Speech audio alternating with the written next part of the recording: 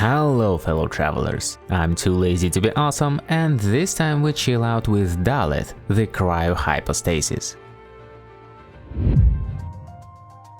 First thing to note about this boss is that you have to unlock it by completing the quest in the mountains. Good luck with that. As per usual, the only way to deal damage to Cryo Hypostasis is to attack its core, which is normally protected. But by attacking its shell, you can still gain energy, stack buffs or apply debuffs to prepare for the next opening. Cube's core is made of cryo energy, which makes it completely immune to cryo, but instead it will constantly trigger cryo-related reactions. During the fight, you will also have to deal with sheer cold that accumulates around the boss 3 times faster than normal. Luckily, you have 3 heaters around the arena to deal with it, which you can safely activate before starting a fight. And remember that Goulash helps fighting the cold, and being hit by boss attacks won't affect it, although Cryo will still slow you down, so you'd better dodge them anyway. The most annoying thing Cryo Cube can do is to turn into a wheel and try to ram you. It always moves in a straight line, so it's easy to dash away from its path, but boss can turn around and try it again for up to 3 times in a row in total, and there is no way to tell in advance how many times it will do so. Your best bet is to just stand near one of the heaters and hope that it will stop nearby. Sometimes boss will get away and you'll barely have time to damage the core, but at least you won't be freezing in the process. And also, mind your distance, because if you stay near the spot where boss wants to rotate, you might take quite a lot of damage. The rest of attacks are much more straightforward. When boss exposes its core and forms a circle on the ground around itself, it's going to constantly summon spikes at your position, but you will be absolutely safe inside this circle, so this attack is basically a free opening. When core flies up and gets surrounded by icicles, boss prepares an attack that deals damage around it 3 times with expanding radius. The best way to handle it is to stay just far enough to avoid the first hit and then dash towards the boss to avoid the next 2, or you can try to iframe the first hit. Note that you can't deal damage to the core until it falls down, so it's a good time to do some setup if you have it. Boss can also try to hit you with homing icicles, which you can simply outrun if you are far away. Alternatively, you can come close to the boss and every icicle will automatically miss, except for the very last one, which you can avoid by dashing around the boss when it launches it. And of course, there is the usual clap, which you can avoid with iframes or just by getting out of its AoE.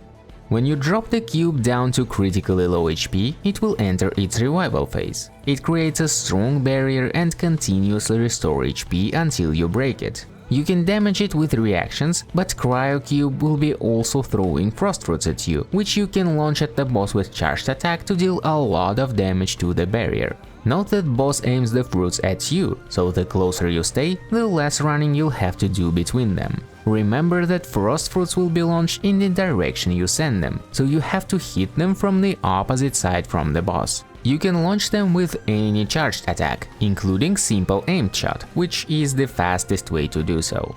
While you're dealing with the barrier, boss keeps attacking you, but if you hug it to place all the frost fruits nearby, you won't even notice it. In order to finish the fight, you have to kill the boss while it's stunned after you break the barrier. You'll have about 15 seconds to do so. If you don't manage to kill the boss, you'll have to repeat the process. However, the next time you trigger boss revival phase, both the maximum HP it can restore and healing speed will be halved. This effect stacks up to twice to make sure that you will eventually have enough damage to finish the job.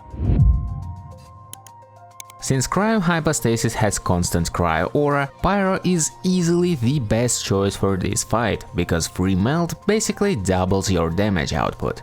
Physical damage is also decent here because of free superconduct. If you want to use Dendro-based teams, keep in mind that Dendro and Cryo auras can coexist, but Electro will always trigger superconduct before Quicken. You can rely on Aggravate or Spread, but you'll have to trigger Quicken by attacking boss shell. Once Quicken status is activated, not only you will be able to benefit from Spread, but Electro also will trigger Aggravate first. Aside from that, technically Core has not the Cryo aura but rather a frozen one, so it can coexist even with Hydro, which means that Nilo Bloom, Hyper Bloom and Virgin will work just fine if you stick to short bursts of Core generation, because boss won't give you much time to deal damage. This is also true for any other team, so try to avoid long setups in general for this fight.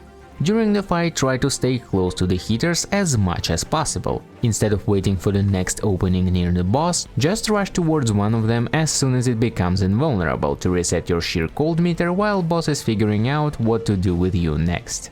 When you trigger boss revival phase, you can save a few seconds by using only 2 frost fruits to break the barrier. To do that last bit of damage, you only need 4 units of pyro, which you can easily apply while you wait for the first fruit to appear with 2 uses of Bennett's skill, 1 Guoba, Ember's Burst, or with some combination of Yan phase attacks. This speeds up the process and thus reduces the amount of HP Cryo Cube can restore, which makes it easier to finish the fight. And lastly, if you are not good at dodging, remember that you can get rid of annoying slow from Cryo status with Bennett's Burst or even Xinyan's skill. Aside from them, once again, any Pyro DPS can carry you through this fight with ease. There are 2 hidden achievements related to Cryo Hypostasis that you can earn. You'll get the first one just by killing the boss, but for the second achievement you have to let it revive at least 3 times in a single fight. Simply trigger its revival phase, break the barrier and wait. Repeat it 2 more times and then kill the boss to get the achievement. Anyway, that's all I have for you this time, fellow travelers. Don't forget to like and subscribe and have a great rest of your day.